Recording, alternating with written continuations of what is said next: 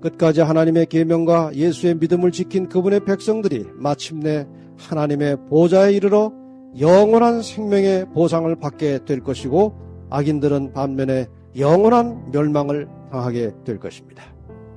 성도들이 영원히 거하게 될 새 예루살렘 성의 영광스러운 모습, 그리고 새롭게 창조된 새하늘과 새 땅에서 하나님과 그 백성들이 함께 영원히 살게 되는 장면이 이 계시록의 클라이막스입니다.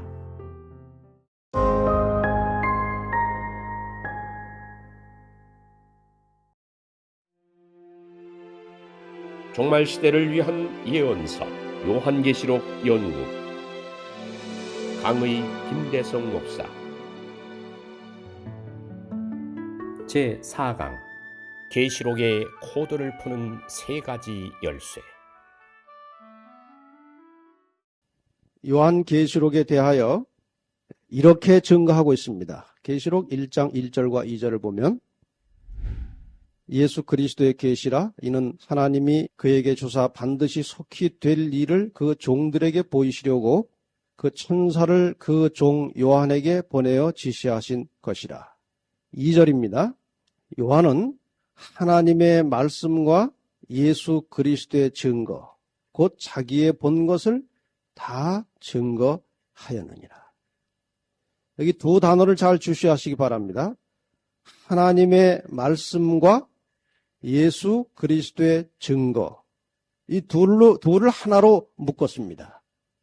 이것을 분석해보면 하나님의 말씀은 이미 기록된 구약 성경이고, 예수의 증거는 신약시대에 사도 요한이 예수님께로부터 직접 들었던 모든 말씀들을 가리키는 것입니다. 그러니까 이 두 낱말이 합쳐서 신구약 전체를 가리키고 있습니다. 다시 말하면 요한이 요한계시록을 통해서 증거한 말씀은 신구약 전체의 말씀을 드러내고 있다는 것입니다. 그 다음에 이 두 말을 이제 하나로 묶었습니다. 이것을 우리가 이중어구 그렇게 합니다. 이중.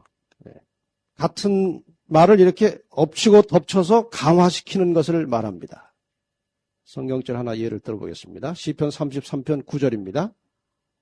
저가 말씀하심에 이루었으며 명하심에 견고히 섰도다. 저기에서 말씀하심에라는 말이나 명하심에라는 말이나 같은 말입니다.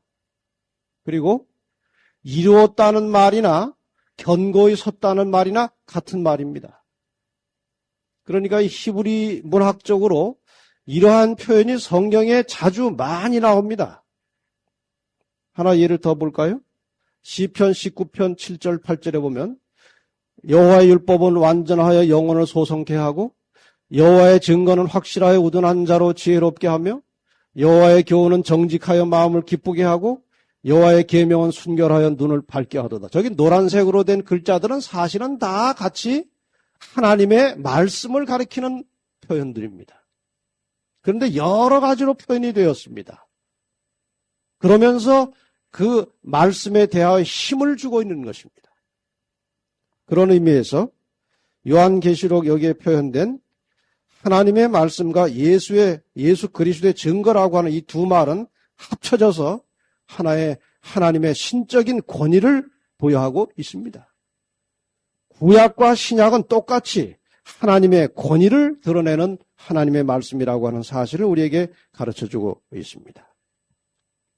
그런데 그 내용은 뭐라고 기록되어 있는가 하면은 계시록 1장 1절에 반드시 속히 될 일이라고 했습니다.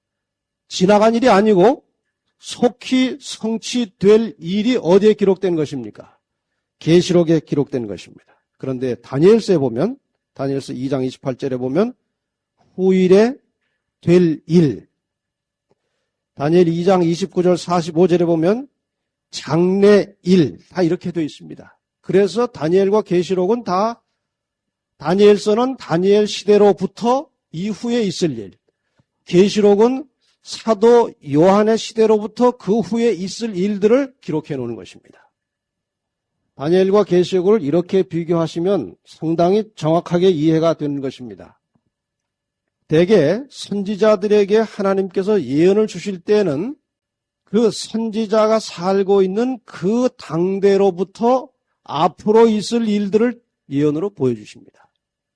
그러면은 다니엘은 무엇인가? 다니엘은 바벨론이라고 하는 나라로부터 시작해서 세상 끝날까지의 역사가 다니엘서에 나옵니다. 바벨론을 연대적으로 보면 BC 주전 605년입니다. 다니엘서의 예언은 주전 605년경 바벨론의 역사로부터 세상 끝날까지의 역사가 예언적으로 상징으로 그려져 있습니다. 그런데 어떻게 그려져 있는가 하면은 망원경을 보는 식으로 멀리까지 이 시대를 조명하고 있습니다. 망원경식 예언입니다. 다니엘은 쉽게 말하면 물론 어떤 부분은 상당히 세부적인 부분이 포함되어 있습니다만 그럼 계시록은 무엇인가? 계시록은 이제 누가 썼습니까? 사도 요한이 썼죠.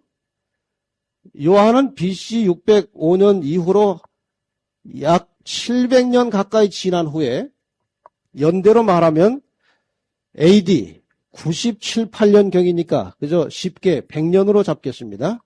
AD 100년. 시대로 말하면 초대교회 시대입니다. 초대교회. 요한계시록은 서기 100년으로부터 시작해서 세상 끝날까지의 역사를 망원경이 아니고 현미경식으로 우리에게 보여주고 있습니다. 세상 역사의 마지막 부분에 대해서 굉장히 자세하게 나옵니다. 세상 끝은 우리가 성경상 예언으로 보면 무슨 사건입니까? 대표적인 사건은 예수 그리스도의 재림입니다. 그래서 요한계시록에 보면 예수님 재림 직전에 이 땅에 일어날 여러 가지 정치적, 종교적 사건들이 나타납니다. 지금 미국이 왜 저러고 있는지, 지금 이 교황의 움직임은 무엇을 의미하고 있는지 이런 것들이 상세하게 나오면서 어떤 사건이 일어나면서 세상 역사가 닫히게 될 것인지 그것이 계시록에 다 나옵니다. 그러니까 계시록을 다 공부하시고 세상을 보면 세상 역사가 손바닥 안에 들어옵니다. 왜냐하면 하나님께서 예언을 통해서 우리가 가야 할 길을 밝히 보여주셨기 때문에 그런 것입니다. 왜 보여주셨을까요? 피할 것은 피하고 취할 것은 취하고 길을 바르게 찾아서 안전하게 하나님 나라에까지 도착하도록 하시기 위해서 예언을 주셨기 때문에 우리는 계시록의 모든 말씀을 통해서 이 모든 것들을 확인하게 되는 것입니다. 계시록 공부가 마치면 이 세상이 새로운 상태로 보여질 것입니다. 내 인생의 방향이 분명한 목적을 가지게 될 것입니다. 지금 하루하루 내가 살아가는 것이 도대체 어떤 의미를 가지고 살아가야 하는지를 깊이 깨닫게 될 것입니다. 그래서 요한계시록은 생명을 주는 책입니다. 두 번째 코드는 계시록을 공부하려면 복음서에 나타난 메시아 사상을 이해하지 못하면 계시록을 공부해도 길이 보이질 않습니다. 그러니까 계시록 공부하려면 구약도 이해를 하고 있어야 되고 신약도 이해를 하고 있어야 되고 성경 전체의 흐름을 윤곽을 가지고 있어야 계시록 공부가 아주 쉬워집니다. 왜 우리가 이 메시아 사상에 대한 깊은 이해가 있어야 하는가 하면 사도 요한은 이스라엘 민족으로서 유대인으로서 메시아에 대한 깊은 기대와 메시아에 대한 깊은 사상을 가지고 있던 사람이기 때문에 그가 기록한 요한계시록을 이해하려면 우리도 메시아에 대한 사상을 가지고 있어야 합니다. 우선 메시아라는 말 자체에 대해서 잠깐 생각하겠습니다. 메시아. 이 히브리어 메시아는 기름 부음을 받은 자 혹은 기름 부음을 받은 왕이라는 뜻입니다. 이 메시아라고 하는 히브리어가 신약의 헬라어로 바뀌어진 것이 그리스도입니다. 그 그리스도나 메시아나 똑같이 기름 부음을 받은 왕이라는 것입니다. 그런데 그 예수를 이스라엘 유대인들이 메시아로 받아들인다는 것이 쉬운 일이 아니었습니다. 우리가 지금 유대인들 혹은 이스라엘 백성들에게 그렇게 예수님이 기적도 많이 베푸시고 그렇게 엄청난 일을 하셨는데 어떻게 예수를 거절했을까? 그렇게 머리가 좋은 것 같으면서 왜 저렇게 머리가 나쁠까? 유대인들이. 그런 그런 생각을 할 수 있어요. 그러나 입장을 바꿔놓고 생각하면 우리가 그 당시 유대에 살았어도 예수를 메시아로 인정하는 데 실패했을 것입니다. 왜냐하면 지금 유대인들은 구약에 있었던 그 언약, 메시아에 대한 언약을 직접 피부로 느끼면서 그 말씀을 들었고 체험했던 그 선조들은 다 입이 죽었습니다.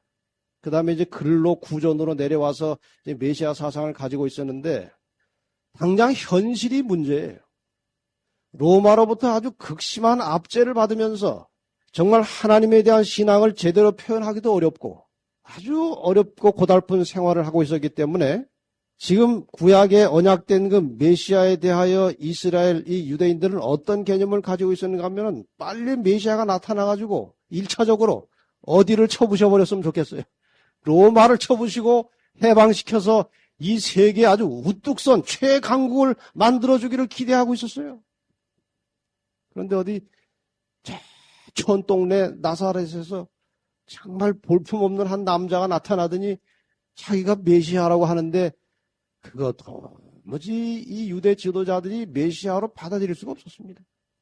심지어는 순간순간 저분이 메시아구나라고 인정했던 예수님과 3년 반을 같이 살았던 제자들까지도 늘 반신반의 하면서 어떨 때는 살아계신 그리스도시라고 고백했다가 또 어떨 때는 예수님 저 앞에 보내고 뒤에 쫓아가면서 예수님이 왕 되면은 누가 제일 높은 자리 차지하지?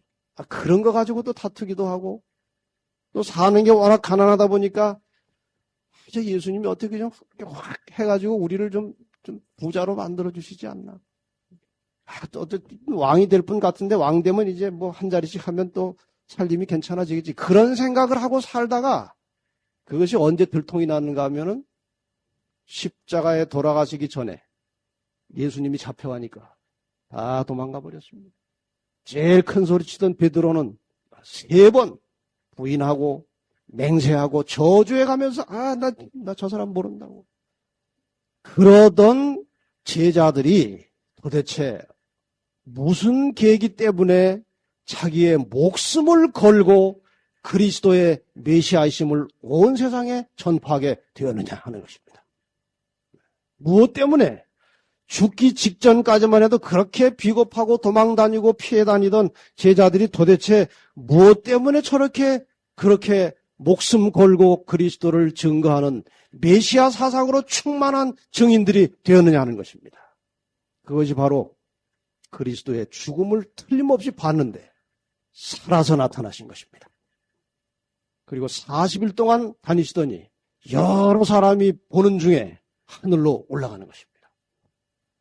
여러분, 예수님에 대한 것은 절대로 꾸며낼 수 있는 이야기가 아닙니다. 예수님의 모든 행적은 공개적으로 다 드러난 것이기 때문에 꾸며낼 수 없는 것입니다. 수많은 증인들의 말씀에 의해서 성경이 기록되었고 우리는 그 여러 증인들의 말씀에 근거해서 예수님에 대해서 한치도 의심하지 않고 그리스도를 나의 구주로 믿을 수 있는 것입니다. 그래서 하늘로 올라가는 것까지 봤습니다. 드디어 이 제자들이 이제 가슴을 치고 회개하면서 그리스도의 증인이 될 것을 결심했는데 막상 증인의 일을 하려고 보니까 자기들은 아무것도 할 수 없다는 사실을 깨닫게 되었습니다. 그래서 생각해 보니까 예수님께서 무슨 약속을 하셨어요? 내가 가면 너희에게 다른 보혜사 성령을 너희에게 주어서 그가 너희를 가르치고 생각나고 깨우치게 주시겠다고 하신 것입니다. 그래서 자기들의 무기력함을 깨닫고 하나로 마음을 모아서 약속하신 성령의 역사를 구했을 때 성령이 임하셨고 그들은 하루에 수천 명씩 회개하여 돌이키는 큰 역사를 이루는 메시아의 증인이 된 것입니다. 그렇게 해서 삽시간에 복음이 로마를 뒤덮어 갔습니다. 그런데 이제 같이 일하던 동료 제자들은 다 죽었습니다. 이 요한은 예수님께서 살아 계실 때 그의 모든 삶을 지켜봤고 그의 죽음과 부활과 승천을 목격했고, 그래서 성령을 받았고 나가서 큰 능력으로 외쳤습니다. 그런데 사도 요한은 예수님이 하늘로 가시는 것은 봤는데 하늘에서 무엇을 하고 계시는지에 대해서는 모르는 것입니다.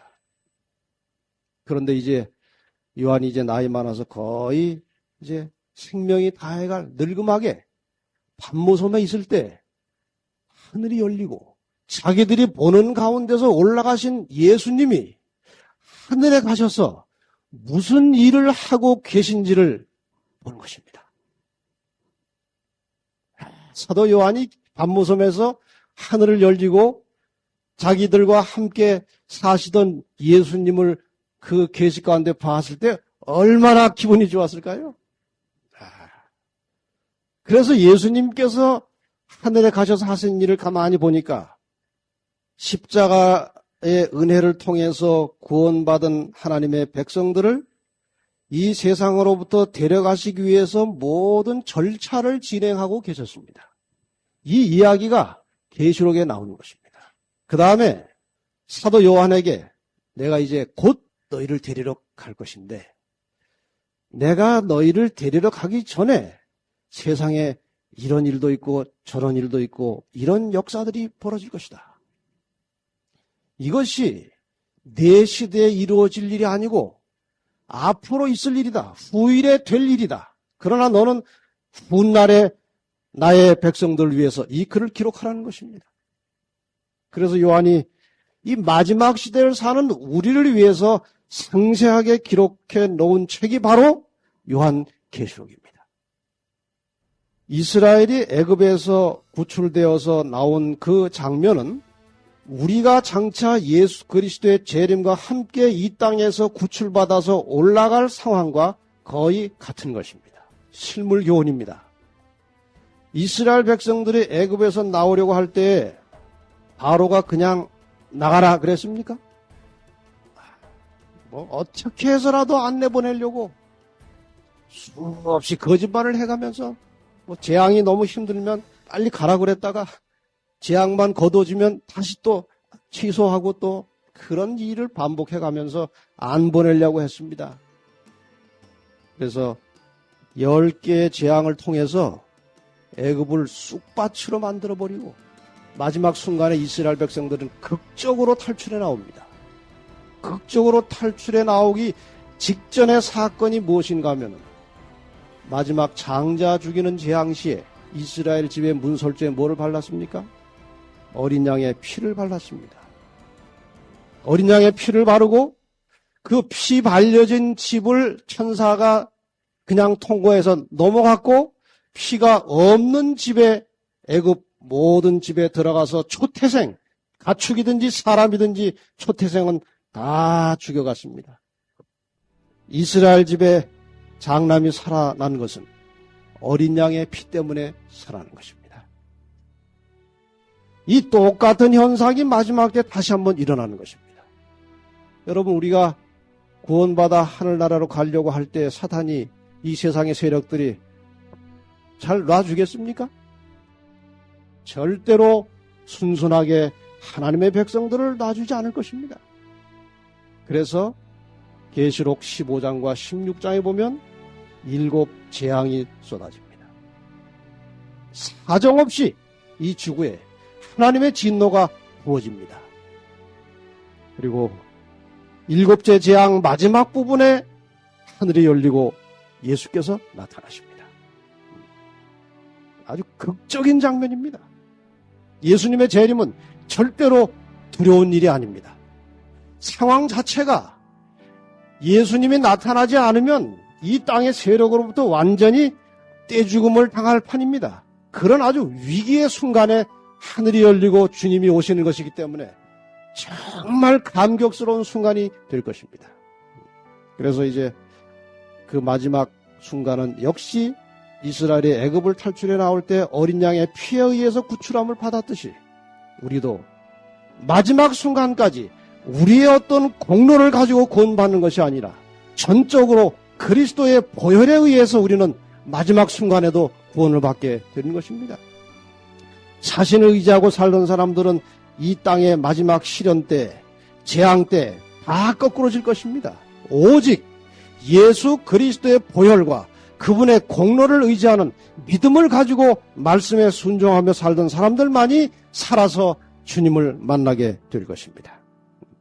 그래서 계시록에는 어린 양이라고 하는 말이 28번이 나옵니다. 왜냐하면 그것이 이 마지막 세상에서 하나님의 백성들을 구출해 나가는 아주 결정적인 단서가 될 것이기 때문에 어린 양에 대한 언급이 계시록에 28번이나 나오는 것입니다. 계시록을 풀어가는 세 번째 열쇠, 예수의 증언, 충성되고 참된 증인. 사도 요한에게 계시를 내려준 예수님은 그분이 지상에 사시는 동안에 이미 제자들에게 많은 말씀을 주셨고 많은 증거들을 주셨습니다. 하늘에 가신 지 몇 년 만에 계시를 받은 것입니까? 예수님께서 하늘로 승천해 가신 것은 서기 31년이고 지금 계시를 받는 것은 서기 97, 8년이니까 한 65년 이상의 세월이 지난 다음에 하늘이 열렸고 예수님께서 보여주셨습니다. 그 나타나신 예수님께서 요한에게 하는 모든 말씀들은 이미 그분의 지상생애를 통해서 약속하시고 깨우쳐 주셨던 많은 말씀들이 포함이 돼가지고 그것이 역사의 마지막에 결정적으로 어떻게 성취될 것인지까지 다 연결해서 사도 요한이 계시를 통해서 본 것입니다.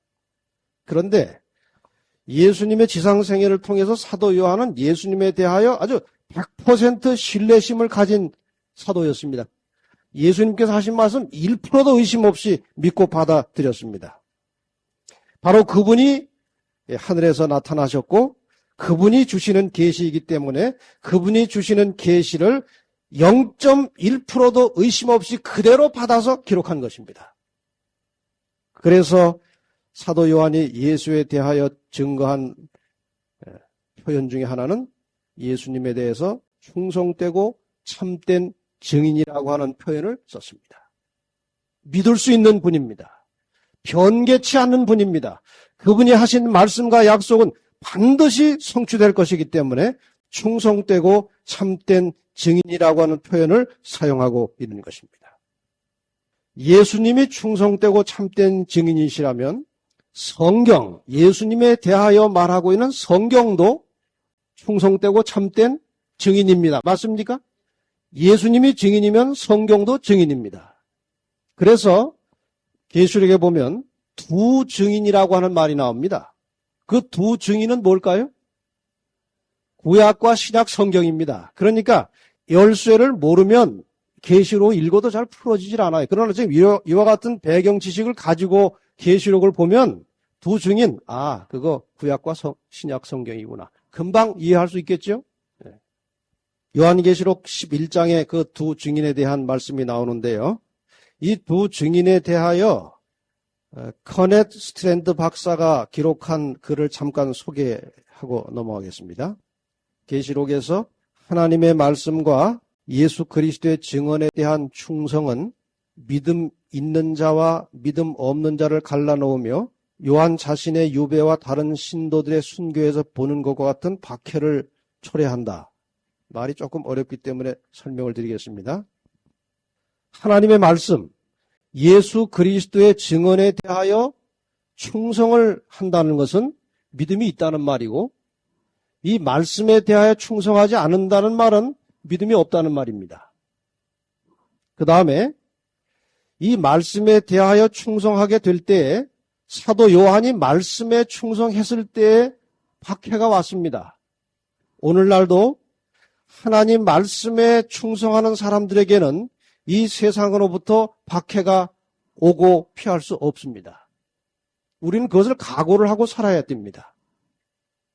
우리가 정말 하나님의 말씀에 충성하고 있다면 그 말씀에 충성하는 일 때문에 어떠한 박해나 비난이나 공격이 와도 두려워할 필요가 없습니다.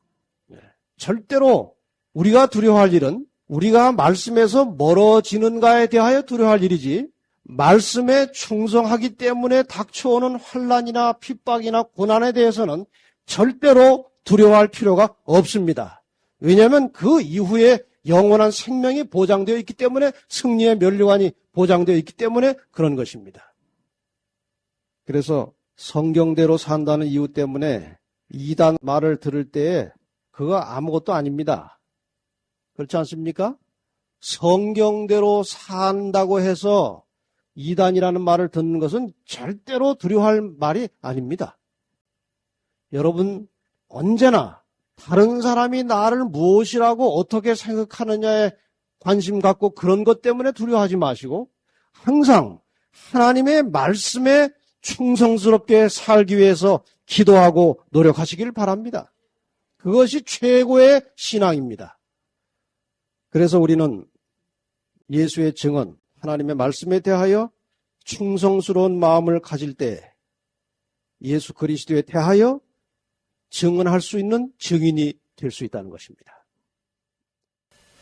자, 이제 그럼 끝으로 요한계시록에 나타난 그 문장 용법과 구조에 대해서 잠깐 공부하고 끝내십시다. 아까 히브리 사람들이 즐겨 사용하는 그 문학적 표현 방법에 대해서 몇 가지 좀 이해를 하고 있어야 계시록을 풀 수 있다고 설명을 드렸습니다. 우리가 여기서 계시록을 공부하기 전에 잠깐 익혀놓고 지나갈 기법은 키아스무스라고 하는 것입니다. 키아스무스. 이것은 교차대구법이라고 하는 것인데 평행대구법이 있고 교차대구법이 있어요. 평행대구법이라고 하는 것은 관련된 내용들을 열거할 때에 동일한 순서를 따라서 반복 혹은 대비해서 설명하는 방식입니다. 우리 속담의 예를 하나 들겠습니다. 낱말은 누가 듣고 새가 듣고 반말은 쥐가 듣는다. 그런 말이 있죠. 낮에 해당하는 대꾸는 밤이고 새에 해당하는 대꾸는 뭡니까? 쥐입니다. 그래서 형태를 보면 A가 나오고 B가 나오고 그 다음에 다시 A에 대한 대꾸로 A 다시가 나오고 B 다시가 나옵니다. 이러한 형태를 평행 대꾸라고 합니다. 실제로 그 예를 들면 계시록 12장 1절과 2절에 보면 여자라는 말과 아이라고 하는 말이 나옵니다. 시간상 읽지 않고 이것은 나중에 계시록 12장 공부할 때 다 상세하게 설명하겠습니다. 그 다음에 3절 4절에 넘어가면 뭐가 나옵니까? 용에 대한 이야기가 나옵니다. 다시 5절 6절로 가면은 또 다시 뭐가 나옵니까? 여자와 아이 이야기가 나옵니다. 7절로 넘어가면은 용의 이야기가 나옵니다. 확실히 이 방법이죠? 뭐가 나왔습니까? 여자와 아이가 나왔고 그 다음에 용이 나왔고 다시 반복해서 여자에 대한 이야기가 또 나왔고 용에 대한 이야기가 또 나왔죠. 이런 방식으로 꾸며져 있는 것입니다. 이 문장이. 그래서 이것이 이런 차례로 쓰여졌다고 해서 이것을 시기적으로 시대적으로 이런 순서로 해석하면 틀림없이 빗나갑니다. 예를 들어서 지금 거기 나온 B 다시 용에 대한 이 설명은 B보다 훨씬 이전에 있었던 일입니다. 그런데 이것을 기록이 그 뒤에 있다고 해서 B보다 더 뒤에 있었던 일로 해석하려고 하면 백날을 들고 앉아 있어봐야 해석이 안 됩니다. 해석을 했다면 그건 억지로 한 것입니다. 그래서 듣는 사람이 이해가 안 가는 것입니다. 이렇게 해서 이런 문장상의 기법이 성경에 나타나 있다고 하는 사실을 염두에 두시면 공부가 쉬워집니다. 교차대꾸법에 대해서 잠깐 설명하겠습니다. 교차대꾸법은 아까 말씀드린 대로 대칭되는 상태를 말합니다. 아까 창세기 1장, 2장에 창조가 나왔죠? 그 다음에 죄가 시작됐죠? 그 다음에 3장부터 계시록 19장까지 선악의 싸움이 있었죠? 그 다음에 죄가 끝났죠? 그 다음에 재창조가 있었죠? 창조를 A라고 하고 죄의 시작을 B라고 하고 선악의 싸움을 C라고 하면 C를 축으로 해서 다시 교차가 일어납니다. B 다시가 나오고 그리고 A 다시가 저렇게 나와서 완벽한 대칭을 이루게 됩니다. 성경이 이런 구조가 있듯이, 성경 전체가 이런 구조이듯이 계시록도 이 구조를 가지고 있다는 것입니다. 계시록이 이러한 구조로 짜여져 있음을 발견하게 됩니다. 계시록은 A, B, C, D. D는 상당히 범위가 넓어서 D1, D2까지 가고, 그렇게 끝난 다음에 다시 되돌아서 설명합니다. D1 다시 D2 다시가 나오고, 그 다음에 C 다시가 대칭으로 나오고, B 다시가 대칭으로 나오고, A 다시가 대칭으로 나와서 계시록 전체의 구도가 하나의 완벽한 대칭을 이루고 있습니다. 이 구도를 보고 계시록을 해석해야 올바른 해석을 내릴 수 있는 것입니다. A에 보면 인사와 서론이 나옵니다. 거기에 예수의 증거라는 말이 나오고 알파와 오메가라는 말이 나오고 7절에 보면 다시 오시리라는 말이 나옵니다. 오시리라. 구름을 타고 오시리라가 나옵니다. 1장 7절에. 그 다음에 그 A와 대칭을 이루고 있는 A 다시 마지막 부분에 가면 또다시 예수의 증거라는 말이 나오고 또다시 알파와 오메가라는 말이 나오고 20절에 보면 다시 오리라는 말이 나옵니다. 아주 완벽한 대칭을 이루고 있고 그 사이가 똑같이 대칭을 이루면서 계시록이 이렇게 구조를 가지고 있습니다. 그래서 이러한 대칭 구조에 의해서 계시록을 다 풀어놓으면 이런 것들입니다. 요한계시록은 알파와 오메가이신 예수 그리스도가 이 계시록의 저자이고 내용의 중심이 되십니다.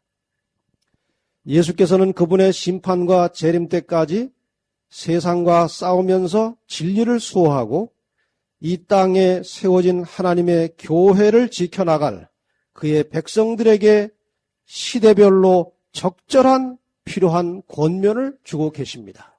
어디에서? 계시록을 통해서 그렇게 해주십니다. 세상과 싸우면서 피 흘리면서 고통당하게 될 교회들을 예수님께서는 눈동자처럼 보살펴 주실 것이고 비록 목숨을 잃는다 할지라도 부활을 통해서 그분의 백성들에게 영생을 주실 것입니다. 그러나 하나님을 대적하며 그분의 백성들을 괴롭히고 핍박하던 세상 나라들은 하나님의 준엄한 심판을 면치 못할 것이고 결국 악의 세력은 끝장나고 말 것입니다. 어머니로서의 순결한 여자 교회는 어떤 운명을 가지고 세상 세력들과 싸울 것이며 특별히 세상 역사의 마지막 부분에 어떤 세력과 싸우게 될 것인지 상징을 통해서 여자와 그 대적하는 세력들을 구체적으로 밝혀주고 있습니다. 계시록 책이 그렇게 우리를 가르쳐주고 있습니다. 하나님과 그 백성들을 대적하던 이 땅의 세력들이 어떤 모습으로 재앙을 받고 이 땅에서 쓸어버림을 당하게 될 것인지를 구체적으로 묘사하고 있는 책이 바로 계시록입니다. 하나님의 심판과 재앙의 날에 수치스러운 멸망을 당할 거짓 어미, 음녀는 누구이며 온 세상을 어떤 방법으로 미혹하여 멸망에 이르게 하였는지 그 음녀의 정체를 밝혀내고 있습니다. 이 음녀의 정체를 모르면 음녀에게 넘어가게 되어 있습니다. 끝까지 하나님의 계명과 예수의 믿음을 지킨 그분의 백성들이 마침내 하나님의 보좌에 이르러 영원한 생명의 보상을 받게 될 것이고 악인들은 반면에 영원한 멸망을 당하게 될 것입니다. 성도들이 영원히 거하게 될 새 예루살렘 성의 영광스러운 모습 그리고 새롭게 창조된 새하늘과 새 땅에서 하나님과 그 백성들이 함께 영원히 살게 되는 장면이 이 계시록의 클라이막스입니다. 그분의 모든 백성들을 생명수 강가로 초청하시는 예수님께서 그분의 재림을 다시 한번 확증해 주시면서 요한계시록이 끝납니다. 보라 내가 속히 오리니 이 책의 예언의 말씀을 지키는 자가 복이 있으리라 하더라. 10절 또 내게 말하되 이 책의 예언의 말씀을 인봉하지 말라 때가 가까우니라. 20절 이것들을 증가하신 이가 가라사대 내가 진실로 속히 오리라 하시거늘 아멘. 주 예수여 오시옵소서. 이 책의 예언의 말씀을 지키는 자들이 복이 있을 것입니다. 때가 가까웠기 때문에 그렇습니다. 볼지어다 구름을 타고 오시리라. 각인의 눈이 그를 보겠고 그를 찌른 자들도 볼터이요 땅에 있는 모든 족속이 그를 인하여 애곡하리니 그러하리라. 아멘. 내가 진실로 속히 오리라. 이것이 계시록의 메시지입니다.